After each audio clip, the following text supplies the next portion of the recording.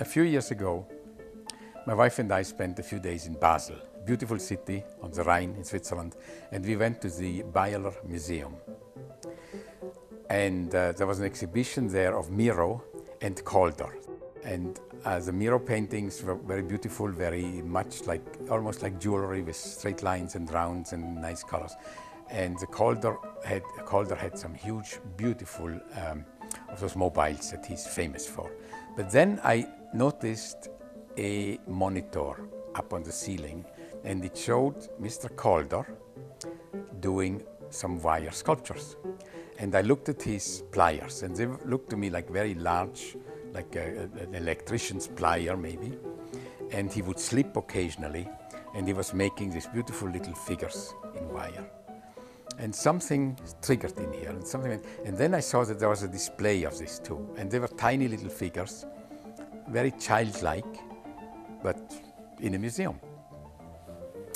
Next thing, I found myself on Hornby Island, my wife and I, and of course, I had to kind of set painting aside. Also, to paint needs brushes, paint, water, canvas, and you don't stop painting and easily start again. You're totally absorbed by it. But then I found a piece of iron wire in our shed where we had a boat.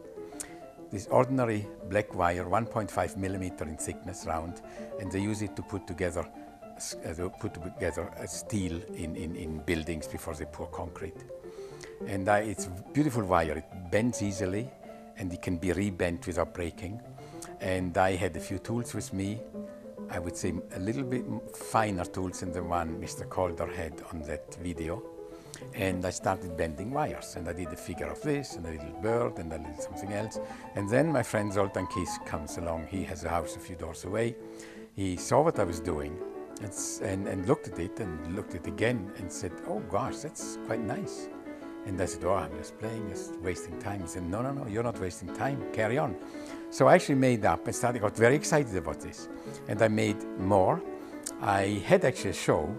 I had a show with approximately 24 of those wires on display and sold 20 of them. Afterwards, I felt it was really not an object to sell. Somehow I felt they are fragile. They are not fragile if you don't touch them, but if somebody touches them or starts cleaning it, they can bend it out of shape. So I still do them. I think I do them better now than I have done before. I'm very excited about it because it's the total opposite of my work as a goldsmith with expensive materials, diamonds, rubies, sapphires, platinum, all things that cost thousands of dollars. And now I had a wire work where actually the last coil I bought, and I don't know how many meters it is, must be 20 or 30 meters on it, is $8.90. So there's no value. I can bend it, clip it up, and destroy it and do it again.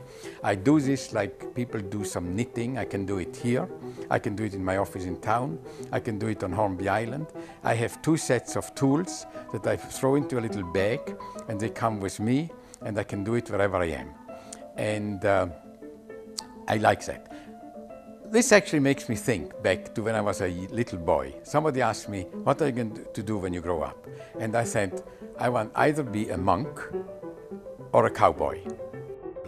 I wanted to be one or the other, but nothing in between.